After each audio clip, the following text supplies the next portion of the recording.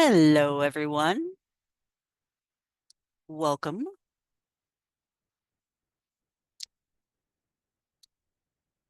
Now it says two.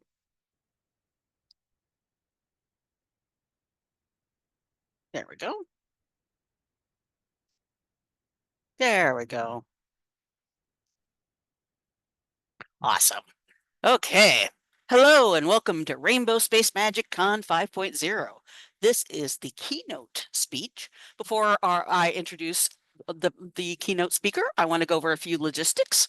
You're welcome to use the chat to talk to each other and share recommendations in a respectful manner. If you'd like to submit a question, please use the Q&A function or put a question mark before the question so it's obvious for the tech person and panelists. There will be time for questions close to the end, but feel free to write them as you think of them. After the panel, the conversation can continue on the Discord channel for this panel. Without further ado, let me introduce you to our keynote. Tara Madison Avery is a cartoonist, publisher, and LGBTQ activist. Since 2015, she has been running the publishing imprint Stack Deck Press, which is devoted to comics and prose of queer interest.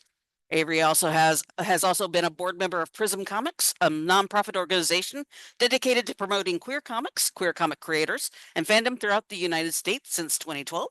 As a cartoonist, she has contributed stories to such award-winning anthologies such as Anything That Loves, Comics Beyond Gay and Straight, and We're Still Here, an all-trans comic anthology. I also interviewed her for the Kikiari. Welcome aboard, Tara.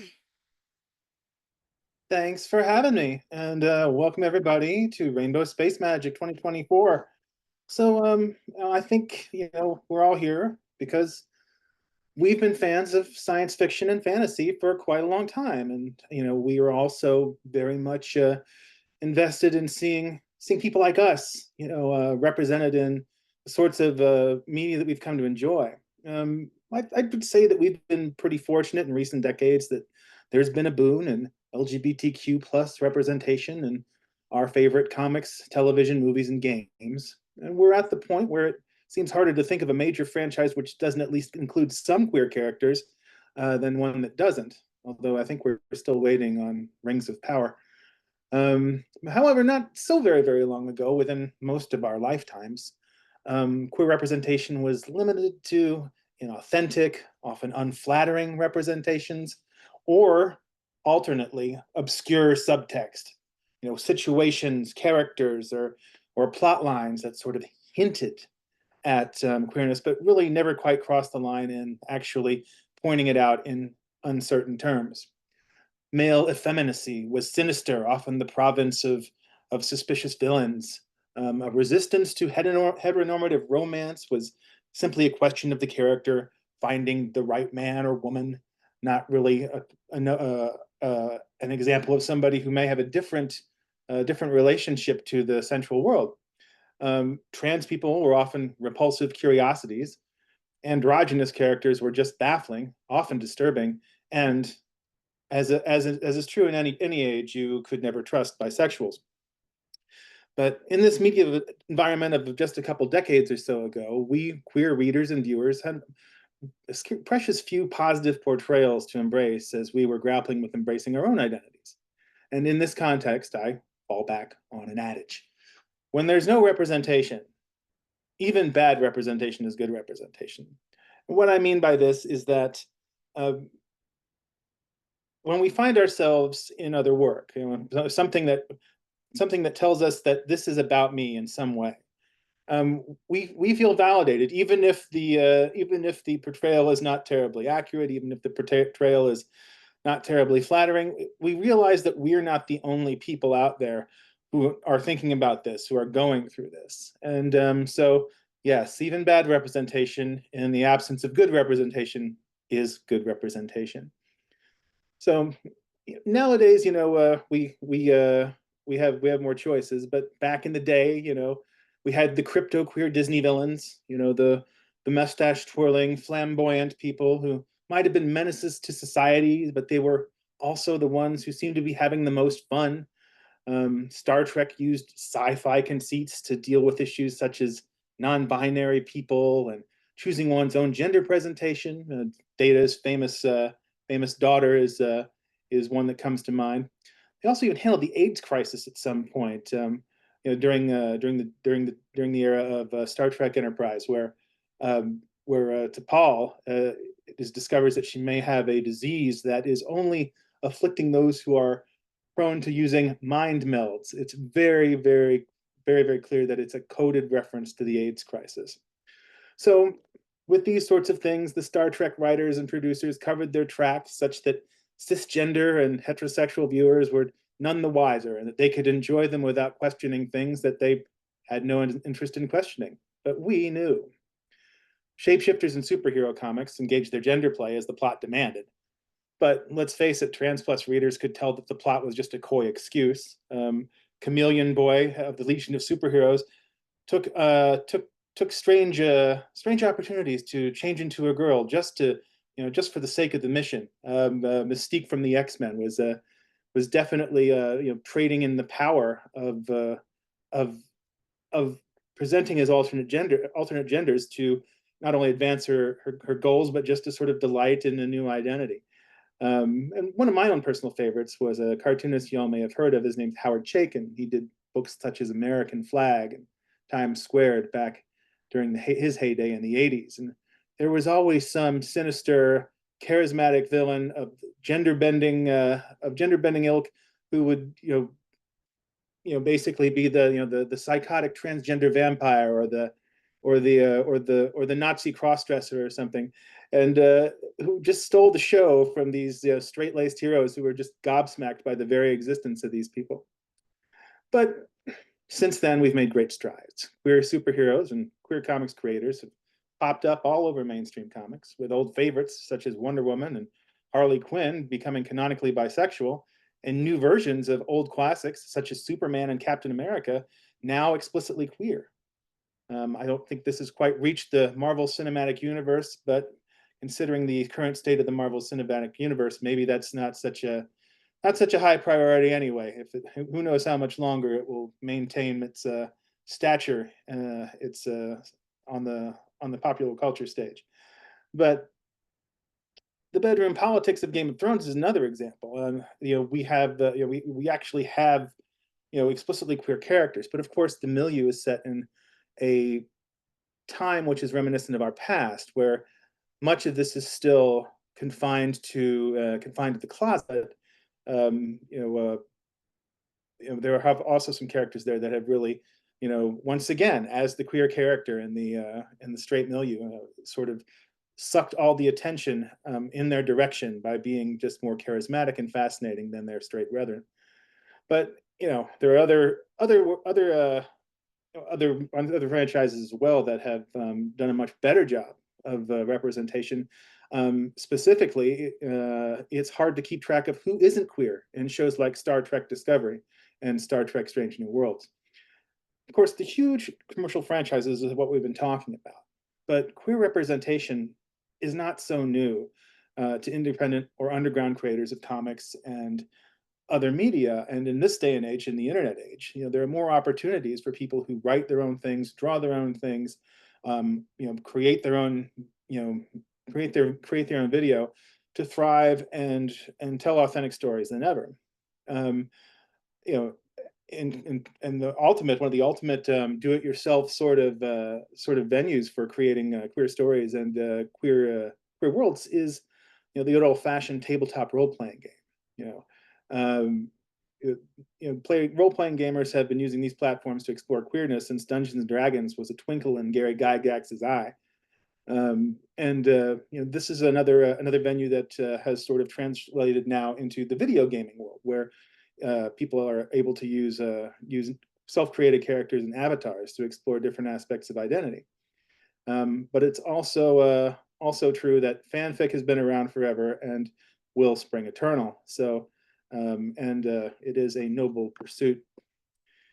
So, independent creators and fans have always made room for queer representation in their sci-fi and fantasy milieus, beating the slow-moving, trend-hopping corporate media to the punch time after time. And we'll stay one step ahead of the big money franchises. Today, it's our world. They just live in it when they find the nerve to join us. when we as queer creators devise our own science fiction and fantasy worlds, we're often looking to include something that is short supply in our daily lives, the kinds of relationships, the sort of ways we wish to present ourselves to the broader world. We try to create scenarios in which we have either the permission or the opportunity to do it safely or to do it triumphantly. And part of that is, creating the sensory experiences and the relationships that we wish were possible for us in the real world. And that includes romance, that includes sensuality, that includes all these sorts of things. A lot of people have, not only had to come out of the closet for the sake of telling who they are to everyone else. There's also something called coming out to yourself, in which you're grappling with your own feelings and your own sense inside. And so the process of creating queer worlds and creating queer stories is often a process of a creator, of an artist or writer or a filmmaker coming out to themselves, to sort of like trying on certain emotions, certain roles, certain experiences, to see which they respond best to. It's sort of a truism among cartoonists that, um, uh, and this is something that Frank Miller once hit upon. He said that the dirty secret of cartoonists is that they write stories about things they like to draw.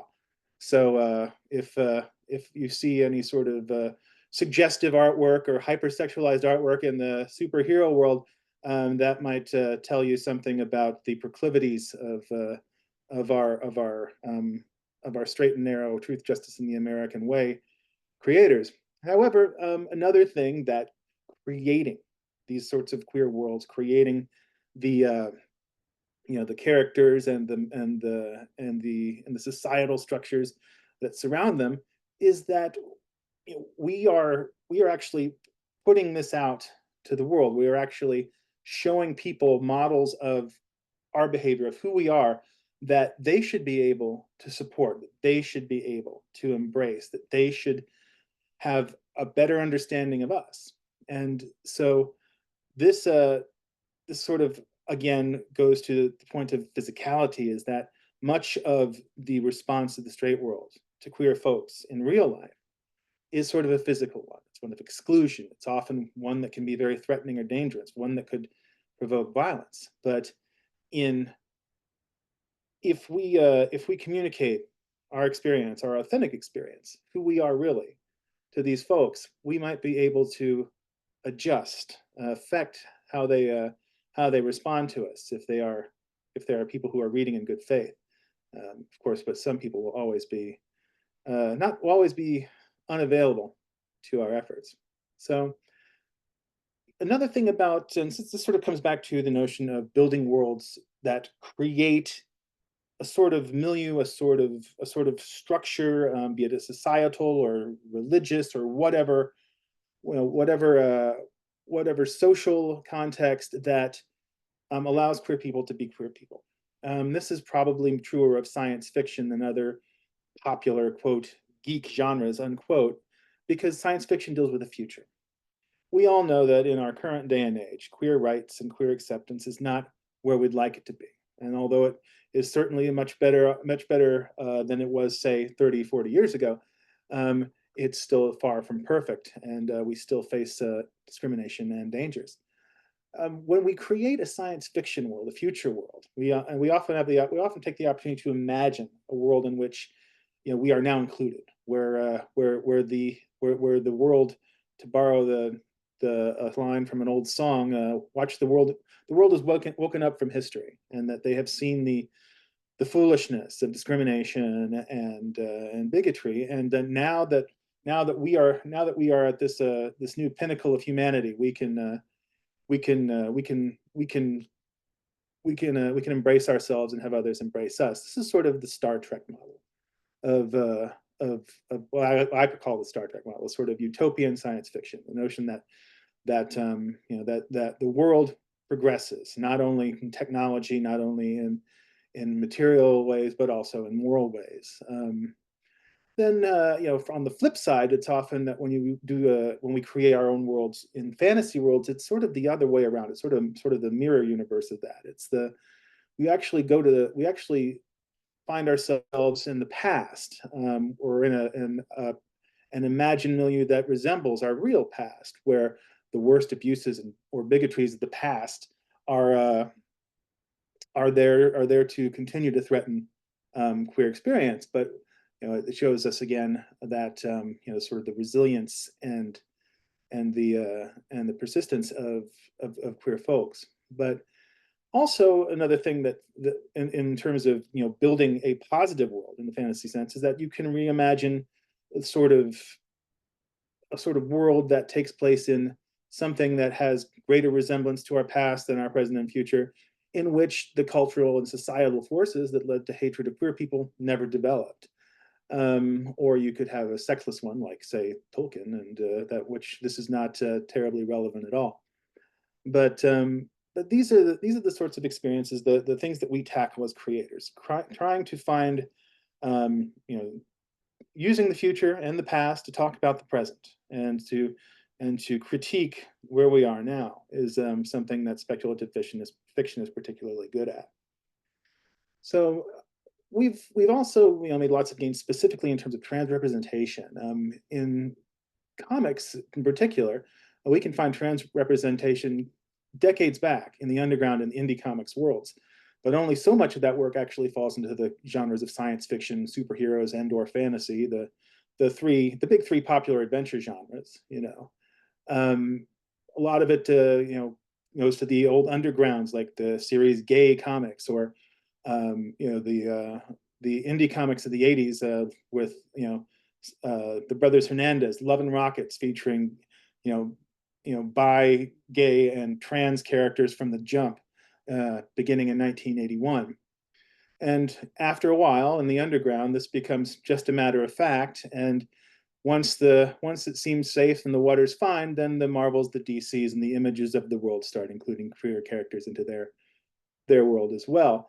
With in the 90s, it was North Star that came out in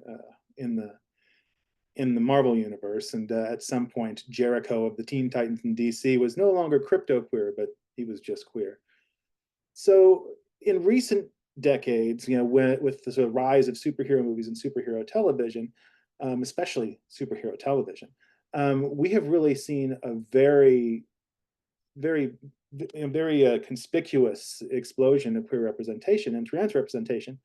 The example I think of most is that of Dreamer from the Supergirl television series. Dreamer, if you're a fan of DC comics of any kind, and in particular the old Legion of Superheroes series, is sort of a modern day retelling of the character Dream Girl, the legionnaire from another planet whose gift was that she could see the future while she slept. And of course, she was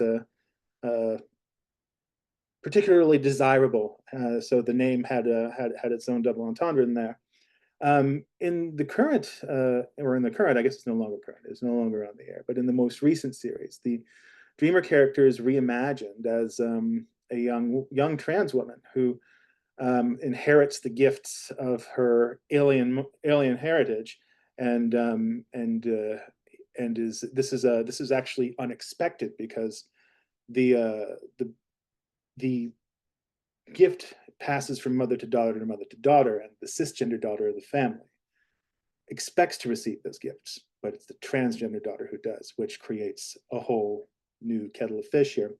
But long story short, Dreamer becomes a very popular feature of Supergirl, and expand her power set and give her more to do, and a flashy costume. And she's portrayed rather wonderfully by Nicole Maines, a trans actress.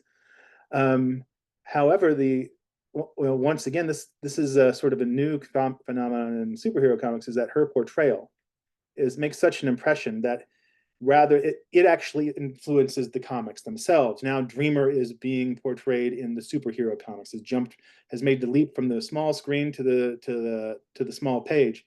And in another interesting turn, the actress Nicole Maines, who portrayed the character on the show, is the primary writer of Dreamer's adventures in print, which I think is fantastic.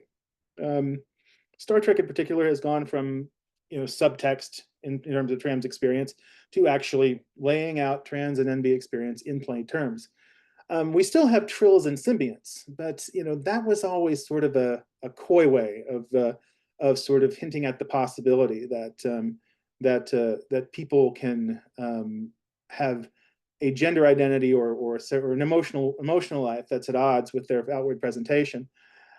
Now we've got in multiple Star Trek series very clear trans and non-binary characters. Adira from Discovery is sort of is a great avatar for a lot of young viewers because we have this person is a non-binary person grappling with her identity, and we also see the world of the world surrounding her, the people of the Star Trek Discovery, the crew of the Discovery, supporting them, finding ways to make room for them in their lives, even being adopted by the gay couple on board, the doctor and the chief engineer. It's really it really comes out and says it. No, we are a long way away from the third gender that was discovered in an alien species in that one episode of Star Trek: The Next Generation. We're now actually talking about it. Furthermore, Adira's romantic interest is a trans man, Gray. In addition to being a trans man, this trans man is also played by a trans actor, and the trans character is gender nonconforming. This is not a typical butch presentation for a that one might expect for a socially acceptable trans man. It's not a bearded, flannel wearing, beanie wearing person. This is someone who's still fairly femme in their presentation and demeanor. But I think the most exciting one in Star Trek was found in Strange New Worlds, where Jesse James Keitel gave us Captain Angel, the villain, trans villainy for a new age. The sort of gendered identity of this character has been treated as a casual fact, and still shows the old tendency for trans characters, queer characters to to exhibit charisma that sucks the oxygen out of the room and leaves the rest of the cast sort of gawking.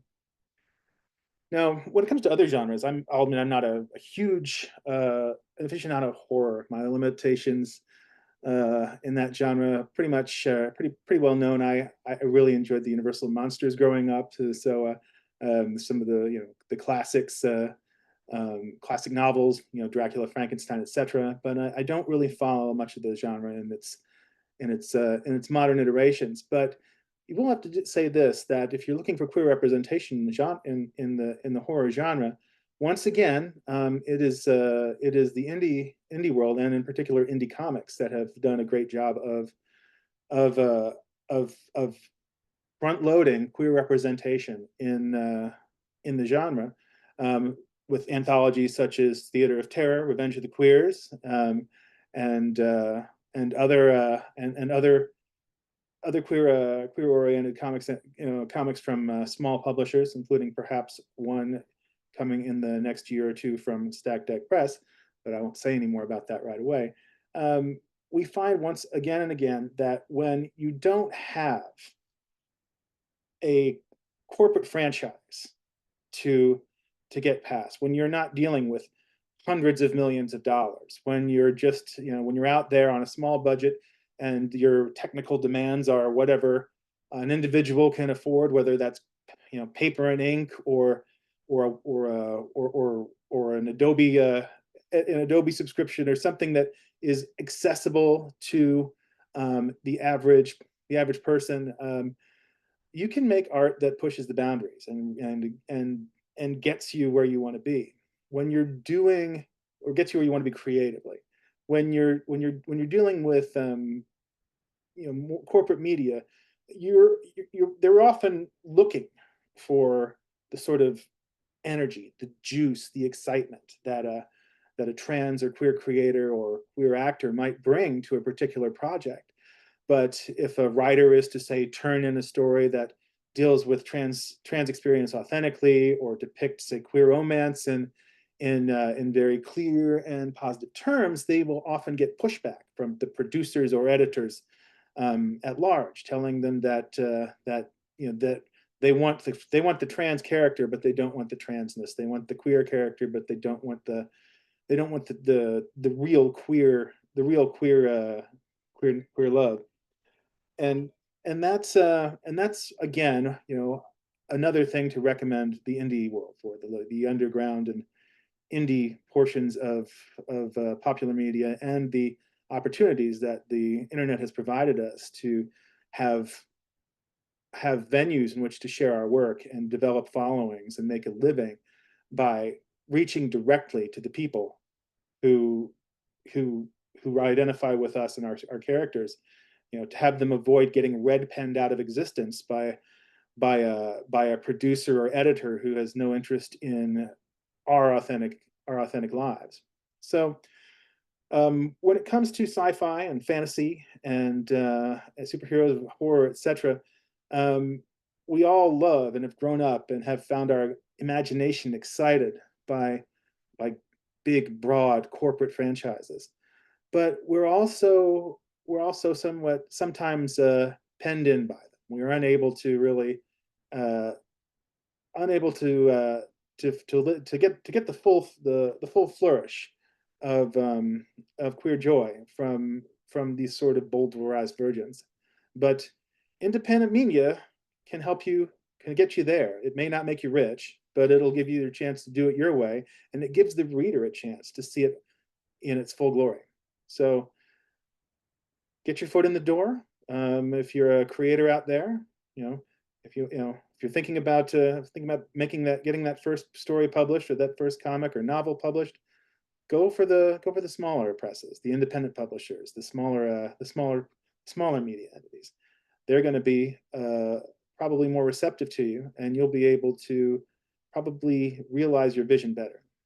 So that is sort of my estimation of creating queer worlds. How it is best done, and and that depends upon who you do it for, in terms of your corporate overlords, or your indie creators, or just you as a private individual, and who it's intended to be for. The readership is the general audience. Is it the queer audience? Is it all audiences? These things are matter when we set pen to paper or fingers to keyboards. And I believe that we are lucky to be in an era where what we have to offer is received as well as it is, but we still have far to go. Thank you. Awesome. Take questions or comments, dirty Yeah. jokes, whatever you have, right? Feel free to put questions in the Q&A. I've got one. I know it's just comics, not books, but I'm sure we have a lot of our writers have friends who are artists. So Yes. tell me a little bit kind Or of they what might be you cartoonists who do the whole are thing. cartoonists. Yeah. Exactly. Yeah. What would you as a publisher, what are you looking for in your queer stories?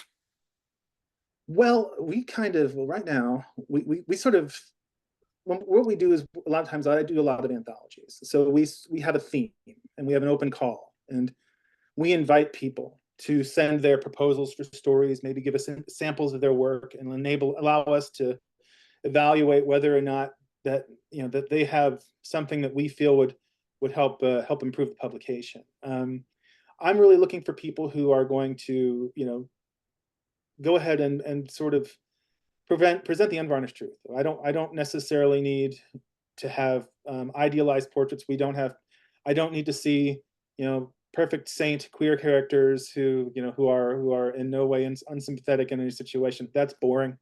I really want a little bit more reality. I mean, queer people are a mixed bag just like anybody else, so it's not necessary for us to all be perfect, even in the world of fiction.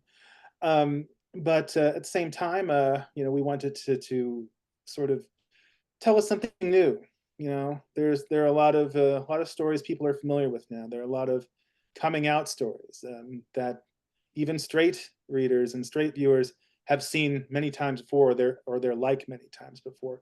And if that's the sort of thing you wish to share, you wish to write about in a given story, maybe find a new way of approaching that.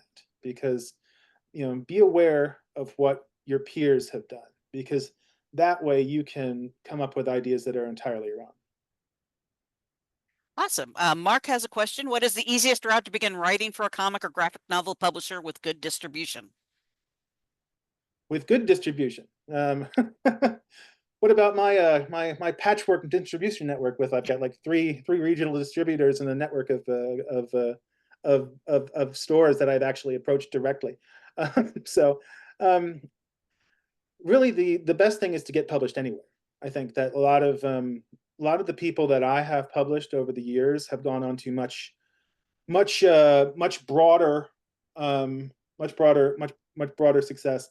Um, my co-babe of genderqueer published a story I published one of their stories in my anthology Alphabet back in 2016, and included some of Maya's illustrations in my coloring books, my queer history coloring books, before genderqueer made the most banned cartoonist in America, and the sort of the darling of non-binary folks across the country.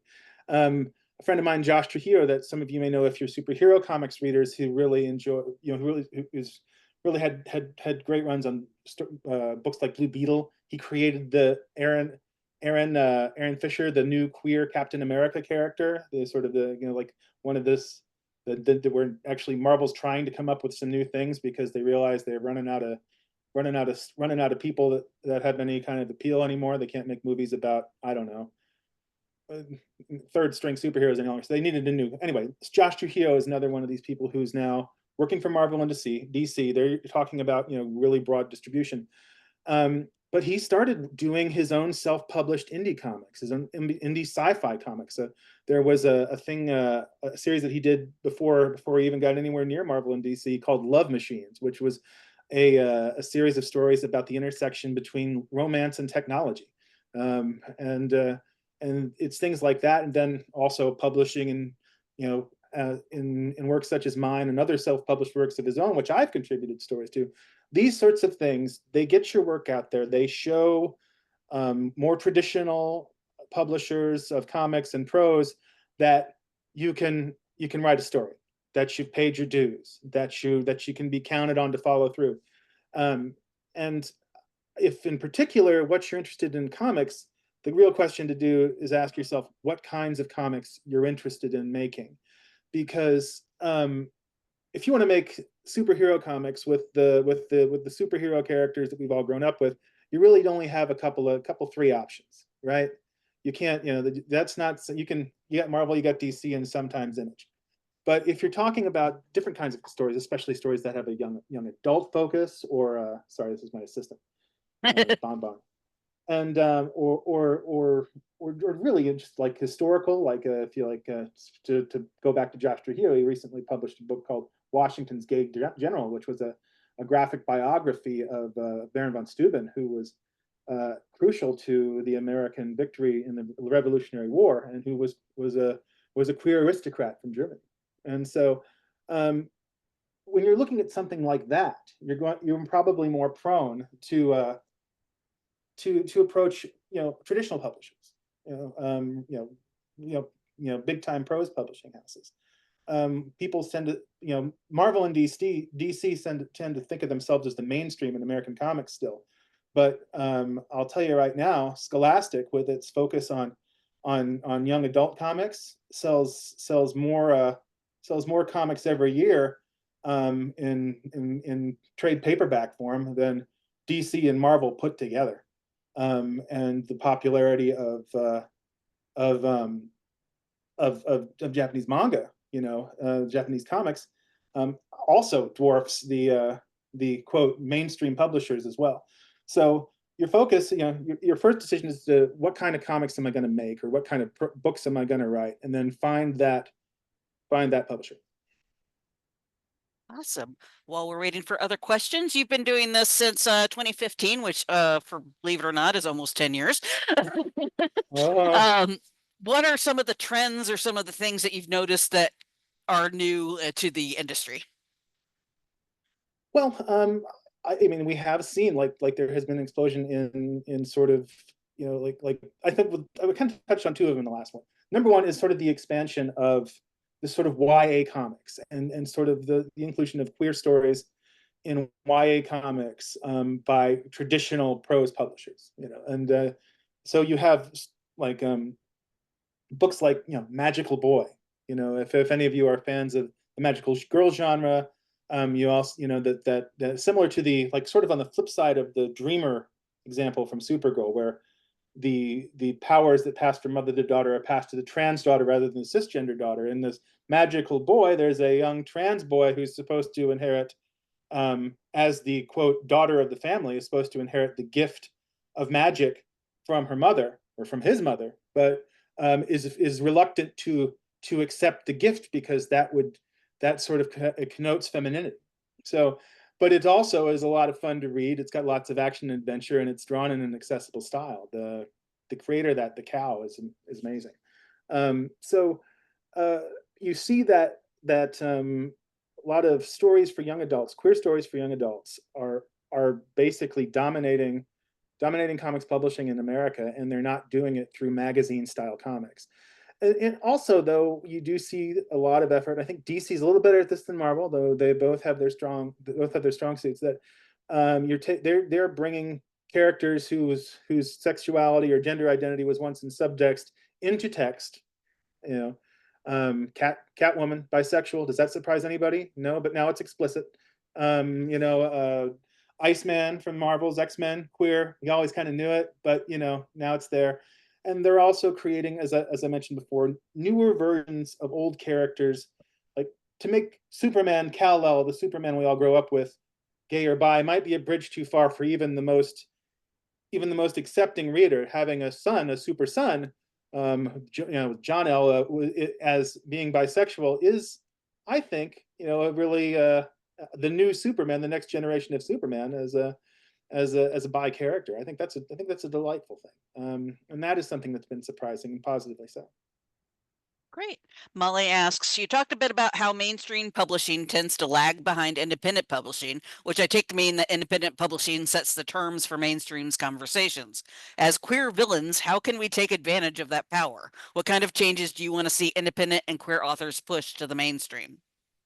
Yeah, I think just bad behavior.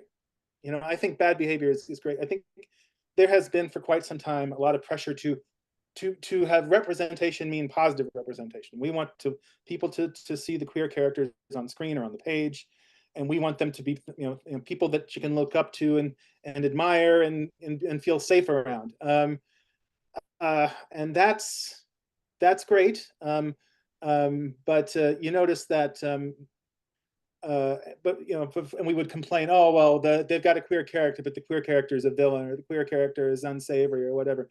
Nobody complains when all the villains are straight. Why are all the bad guys straight? Like you don't hear straight people complain about that. I think that when we get to the level where we're allowed to embrace the entire range of human experience as queer characters and queer people, we're not going to feel so bad that oh, why is the bad guy gay, or why is this shady person trans, or why is this shady person bi, as we often are. But a happy bi month, everybody, by the way. It's bisexual awareness month. But yeah, I think that's the thing, is to sort of we no longer should feel burdened by the responsibility to present ourselves as the best, brightest, and noblest versions of ourselves. We should be able to indulge in the mess. Great. Mark asks, is there a market for sci-fi comics with LGBT characters that are not horror, manga, or superhero? Oh yes, yes there are. There are lots, and like I mentioned, like before, the Magical Boy. Like that. There's a whole world out there, and there are plenty of sci-fi anthologies devoted to queer characters. In fact, I just published one this year, and we got an Ignatz nomination for it. This is We Belong. It's the world's first all queer, all black sci-fi and fantasy comics anthology. For longer form stuff, that is there. That is also there. Again, it's probably not something that you're going to find if you're a comics person, comics creator, not going to find at Marvel and DC, but you'll find it other smaller publishers. And sort of if you look away from the big two and sometimes three, image, then you'll find the opportunities. They're out there. Okay, well, as we wait for more questions, I've got another one. What are you currently reading, watching, writing that's queer based that you can recommend? What am I currently reading? I'm actually I'm getting back to getting ready to jump into the boys. I'm kind of behind on my television. I'm watching have been watching Rings of Power to my disappointment, not just for queer representation, but for other reasons too. But I somehow, always back to Tolkien. Why don't you just work it out? Um, Currently, I mean, I kind of work in comics, so a lot of the comics that I'm reading right now are comics that we're putting together. We're actually putting together another anthology that we're currently. The working title is the Queer Sports Project, which we're trying to get queer comics creators to share their experiences with sports, either as fans or athletes, because we feel that that's um, an underserved audience, because a lot of queer folks, they feel that sports are gross and that's only for straight people, and then a lot of straight folks feel that queer people are gross and that they shouldn't be involved in their precious sports. So then we have this third group of queer people who actually enjoy them, but also are dealing with straight people who feel that they really don't have a place in them. And so that is our next big comics project, which we hope to be launching in the coming year. As far as popular media, I'm a big time Star Trek fan. Anything Star Trek, I'm going to watch, of course. Um, Not all of it's great, but it's all Star Trek. I kind of think of it. It's like Star Trek is kind of like hamburgers. If somebody puts a hamburger in front of you, you're gonna eat it if you like hamburgers. And Star Trek will put something in front of me, and it's not they aren't all the best burgers I've ever eaten, but golly, enough of them are good enough that I'll keep eating those burgers. And so Star Trek is the hamburger of science fiction franchises for me. I'll always watch a Star Trek show. Um, I think that's probably the biggest one right now. I'm really looking forward to Lower Decks. I think that it's the best workplace sitcom that's been written in years, and in this case, the workplace is a starship, which I think is actually a pretty cool idea. Because it's got all the Star Trek lore in it too. They got all the ways to poke fun at the genre, and as workplace behavior. So I'm for it. Um, I'm still reading, Love and Rockets with its after decades and decades on the shelves, delighting in its queer characters. Yeah, like a lot of my friends are queer cartoonists, so I read a lot of their stuff. And in particular, the Cow, as I've mentioned, I was fortunate enough to be asked by him to contribute to an all trans comics anthology a couple years back called The Outside, for which we got an Eisner nom. But that was not my doing. I think that was more the Cow's doing as the mastermind and editor of the project. Um, and yeah, so those are the things. I do read a lot of indie comics. Not a lot of them are sci-fi. Most of my sci-fi diet and fantasy diet is really on television. So yeah. Great. Caitlin wants to know, what are some of your favorite queer horror comics that you've either published or read? Well, I'm gonna have to say, Theater of Terror, Northwest Press, Revenge of the Queers. It's a great anthology. There's a problem though; it's out of print, and Northwest Press is kind of drawing down a lot of its efforts after over a decade publishing comics for queer audiences with queer characters. I contribute a pinup to that, but if I'm going to make a little news here, I'm talking with a screenwriter who writes a lot of horror for horror movies for queer interest, about doing another queer comics anthology with queer creators that has a different take on it. I don't want to share that right now, but it will be a have a bit more have a bit of a theme to it that's more than just it being queer and horror. And until I have more to say on that, then I'm not going to disclose my next move. So yeah, Molly, we got one in the works. So awesome. yeah. Molly's got a question. There's a classic pattern of marginalized people creating a new and interesting space and then getting pushed out of it, then going off to create another new and interesting space. How can we break that cycle, either by keeping our spaces or by undoing the need for them? Well, that's hard to say. I mean, there's always the, don't leave. I mean, I think that that's the thing of it is that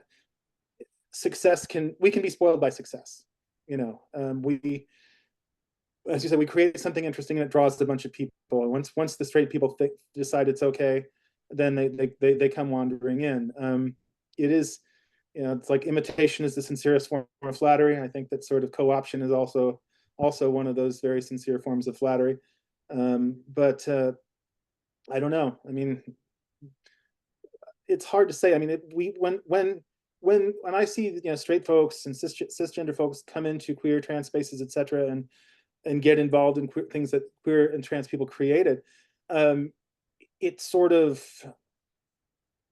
calls into question the continued need for that as a separate space, right? That is a safe space. When everybody's welcome, when everybody can be there at the same time, it may not be pushing the envelope anymore. It may just be, where we're at. There's a lot of talk about, like why there aren't as many gay bars or lesbian bars as once there were, because or at least don't have the same same je ne sais quoi, and a lot of that's because they're now now much more accepted. They're not lurking in the shadows. They're not sort of cordoned off from the outside world entirely, and there's a bit more exchange between the cishet world and our worlds. And so I don't know. I think that the best thing to do is create something new, to keep creating things that show people more of who we are and force them to come to us. We've got about 2 more minutes. Doesn't look like there's any more questions right now, but I've got one as a publisher. If there's somebody who's wanting to get into publishing, what would be either your one piece of advice or your biggest lesson learned? I don't know. I would have to say distribution, and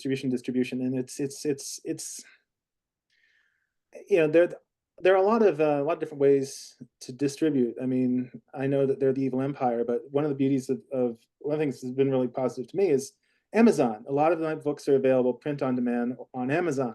Like in particular, the coloring books are available print on demand, and so and sometimes if they're cost effective, like if they're not, if they can sell them at a fairly low, like black and white is the key to making Amazon KDP work for everybody. They will that will also get you out there to Ingram.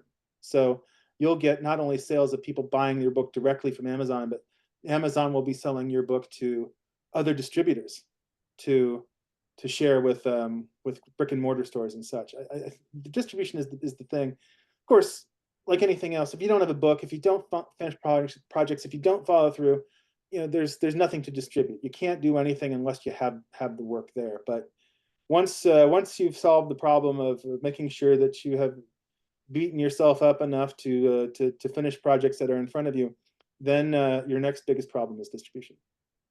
Awesome. Well, it looks like we are at 3:50 exactly Pacific time anyway. Thank you very much for your for presenting today. If you want to know more about Tara and her publishing industry, it's stackdeckpress.com. I put it in the chat. Yeah, I can put it in the chat. I can set the link in the chat if y'all would like it. And yep. And there you have a newsletter, it looks like, and you're also on Twitter/X and Facebook. That's right. So yeah, you can get yourself one of these. Awesome. We belong. If you guys are interested in sci-fi, fantasy, indie comics, we've got a range of people here, from very experienced creators to people who've never published a story before, which should be heartening to those of you who are still trying to get that first published story. Awesome. Monique, did you want to come on or say anything? Yay, that's my hat. Sure, I will. Thank you so much, Tara. That was wonderful. That was excellent. I really enjoyed that a lot, and it was a lot to think about. I'm glad you did. Thanks for having me, and I appreciate it. And I hope that the rainbow magic here has a full and successful weekend. So thank you so much, and thank you, Angie, for helping out with that and for making the connection with Tara. Thank you all to those of you who've hung out with us here and appreciated this keynote. We are going to have like a hangout on Zoom starting in 9 minutes. If anybody just wants to hang out and chat casually and that for a little bit. And yeah. And then of course the Discord will be open as well. All night? and more stuff tomorrow. So thank you all. Same bat time, same bat channel. Yeah. All right. Awesome. Right. Great. Well, thank you very Take care. much. Okay, Happy Bye bye. Month. Yep. Bye now.